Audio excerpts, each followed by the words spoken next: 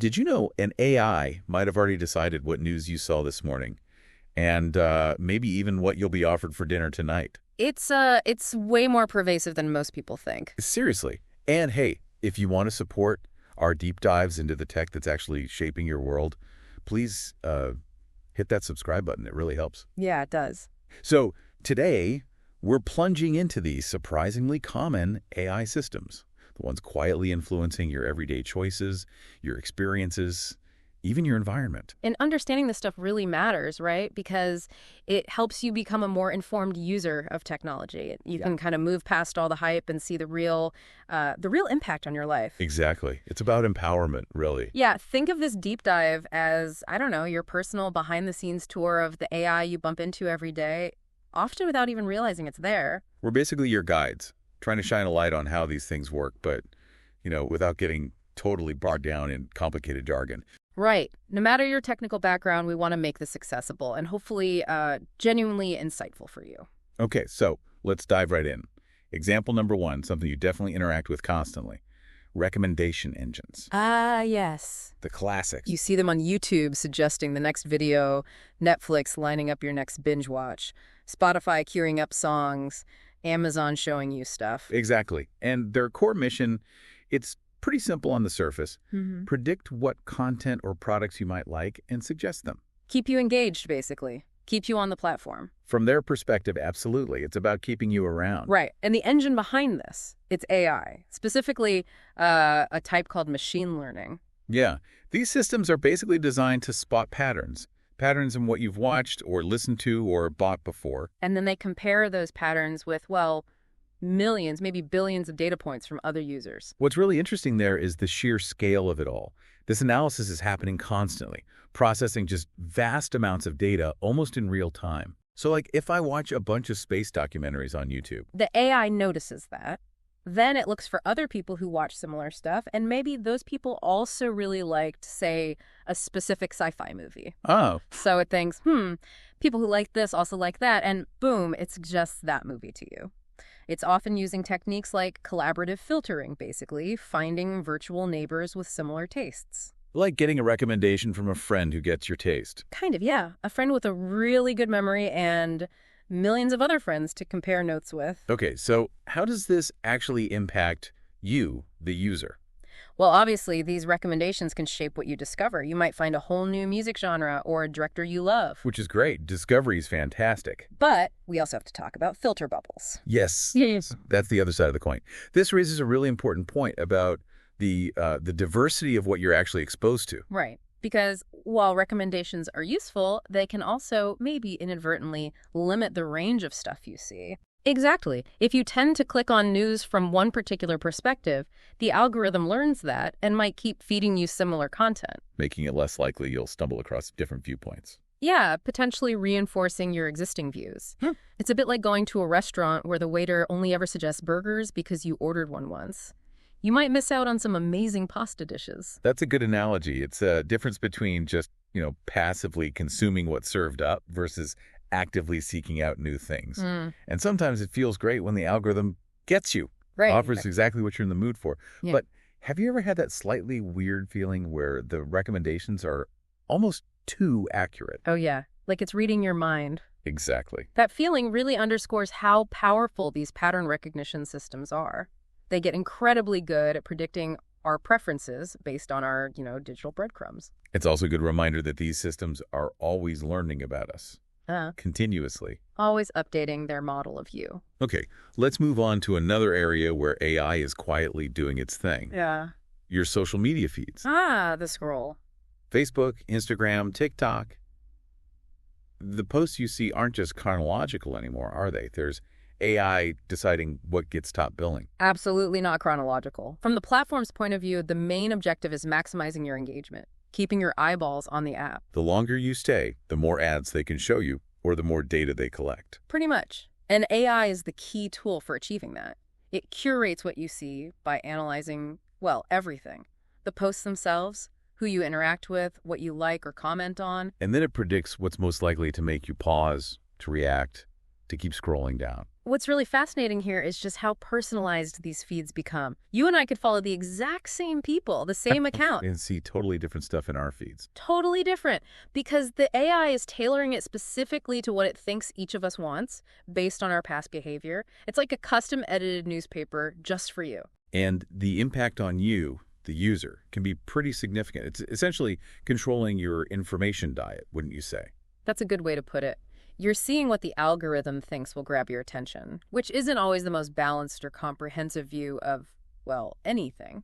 And connecting back to what we just said about recommendations. You see that same potential effect here. Echo chambers. Right. Because the AI's drive to personalize can mean you're mostly shown information and opinions that already align with your own. Potentially limiting your exposure to different perspectives, making it harder to find common ground, perhaps. And it can influence emotions, too. Right? If the feed constantly shows stuff designed to evoke strong reactions, positive or negative. That can absolutely color your mood, maybe even shift your perceptions over time without you consciously realizing it. Yeah. And just like with those sometimes creepy recommendations, have you ever noticed your feed feeling kind of repetitive? Or maybe overwhelmingly focused on certain topics, even if you haven't searched for them? Oh, definitely. That feeling of repetition or suddenly seeing tons of posts about, I don't know, miniature gardening. Okay. That's a strong sign the AI is working hard. Optimizing your feed for engagement based on what it's learned about you and users like you. It's a really powerful force shaping our online world. Okay. Our next stop is something absolutely fundamental to using the internet. Search engine results. Specifically, Google's ranking. The gateway to information for so many. When you type a question into Google, you expect relevant, trustworthy info first. And AI is critical to making that happen, or trying to. Precisely. Google's search algorithm, which is now heavily reliant on AI systems like RankBrain and BERT, has this monumental task: sift through billions of web pages. And give you the ones most likely to answer your question accurately and quickly. How does it even begin to manage that? Well, these AI algorithms analyze and rank pages based on literally hundreds of factors. Things like the words on the page, obviously, but also the perceived quality and authority of the website itself. Right, things like PageRank, because how many other reputable sites link to it?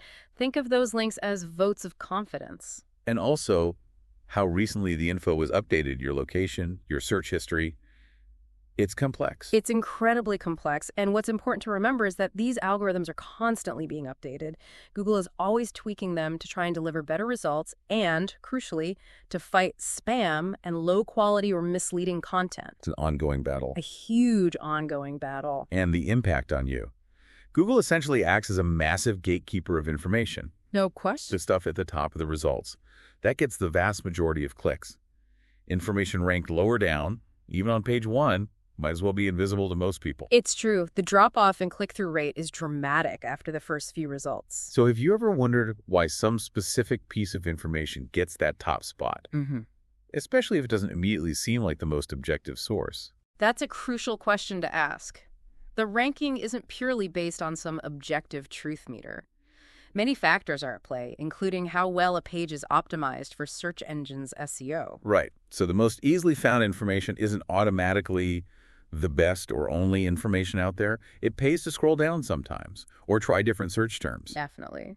Critical thinking about search results is more important than ever. Which brings us nicely to our next example.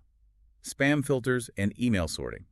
Something most of us just take for granted, especially in services like Gmail. Ah, the unsung hero of the modern inbox. Totally. The purpose is clear, right? Filter out the mountains of junk email spam, phishing scams. And also help organize the emails you do want, maybe sorting them into promotions or social tabs. So how does AI handle this digital mail sorting? Well, it's all about pattern recognition again. It identifies patterns in the email's content, the sender's information, even the technical details like the sending server. Machine learning algorithms are trained on these enormous data sets, millions and millions of emails, labeled as either spam or ham, legitimate email. Exactly. So they learn the telltale signs of unwanted messages. Weird phrasing, suspicious links, known spammer addresses. It's like a really sophisticated sorter that's seen it all. What's fascinating is just how good they've become. Yep. I mean, do you remember early internet email? Oh, God, yes. It was unusable sometimes, just flooded. Right. AI spam filters have dramatically cleaned up the inbox experience, mostly silently working in the background. The impact on us is mainly that convenience, not having to manually delete dozens, maybe hundreds of junk messages every day. Huge time saver. Yeah. But there is a potential downside we should touch on. The false positives. Yeah. Can you remember a time an important email, maybe a job offer or a confirmation, ended up in your spam folder? It definitely happens. Maybe not often for most people anymore, but it can happen. And that highlights an important point. These filters aren't perfect. They make mistakes. Important emails can get misclassified, leading to miscommunications, missed opportunities sometimes. It's that trade-off. The convenience of aggressive filtering versus the risk of losing something important. Definitely.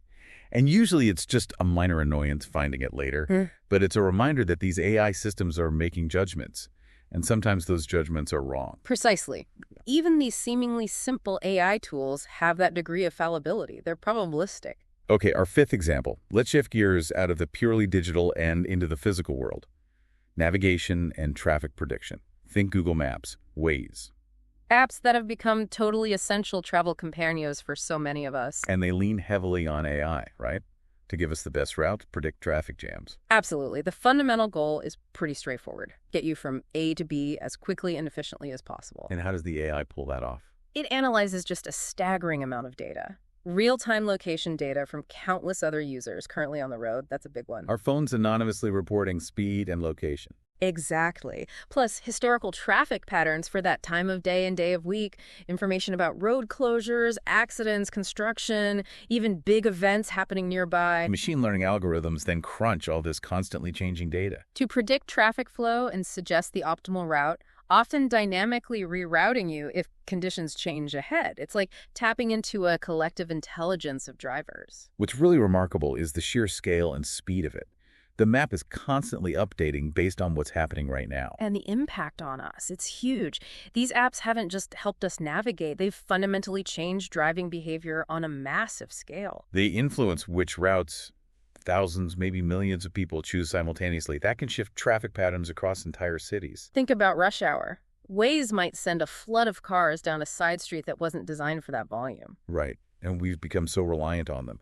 How has your reliance on GPS changed how you navigate? Even in familiar areas, do you just trust it implicitly? That's a really interesting question to ponder personally. The efficiency gains are undeniable, but has this reliance maybe weakened our own innate sense of direction, our mental maps? I know I'm far less likely to actually memorize a new route now. Oh. Why bother when the phone will just tell me turn by turn? Exactly. There's a trade-off there, convenience versus perhaps losing some of those traditional wayfinding skills. And it also brings up, what happens if the tech fails or you lose signal in a critical moment. Good point. Backup knowledge is still useful. Always. It's incredibly convenient, but it definitely changes our relationship with place in navigation. Okay, next up, let's talk commerce. 2 examples here. Dynamic pricing and fraud detection. Right. Both increasingly driven by AI, those serving quite different purposes. Dynamic pricing, you see that with airline tickets fluctuating, Uber surge pricing, prices changing on Amazon. And the goal there, from the business side, is to predict what consumers are willing to pay at any given moment and adjust the price accordingly to maximize revenue. While fraud detection, used by banks, credit card companies, online retailers, that's about security. Exactly. It focuses on identifying unusual patterns in financial activity to spot and prevent fraudulent transactions, protecting both the customer and the business. So how does the AI work in these scenarios? For dynamic pricing, algorithms analyze a whole host of factors: current demand, competitor prices, time of day, day of week, maybe even your past purchase history or browsing behavior on their site. Yikes. So my price might be different from someone else's. Potentially, yes. That level of personalization can definitely happen. For fraud detection, the AI learns your typical spending habits, where you shop, how much you usually spend, the time of day you make purchases. And then it looks for deviations. Right. A sudden large purchase late at night from a different country, that's a red flag the AI will likely pick up on. It's looking for anomalies. Okay, so the impact on you. With dynamic pricing, it can feel, well, a bit unfair sometimes, right? It can. That feeling of being targeted or seeing a price jump just because you looked at something twice. You ever noticed that?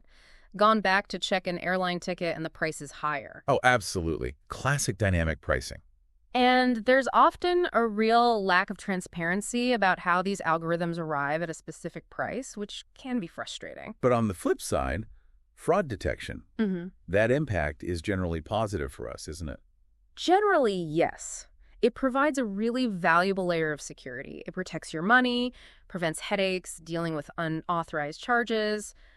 We might not always see it working. Until we get that text from the bank asking, did you just spend $500 on llama-themed socks in Lithuania? Exactly.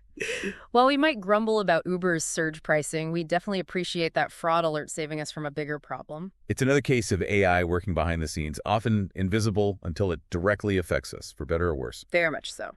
All right, our final examples today bring us to some of the more, let's say, direct interactions many of us now have with AI. Simple voice queries to smart assistants, Siri, Alexa, Google Assistant, and using facial recognition to unlock our phones. Increasingly common, yeah. Part of the daily routine for millions. The purpose seems straightforward. Smart assistants respond to voice commands for quick info or simple tasks. Facial recognition offers convenient keyless access to devices. And the AI powering this.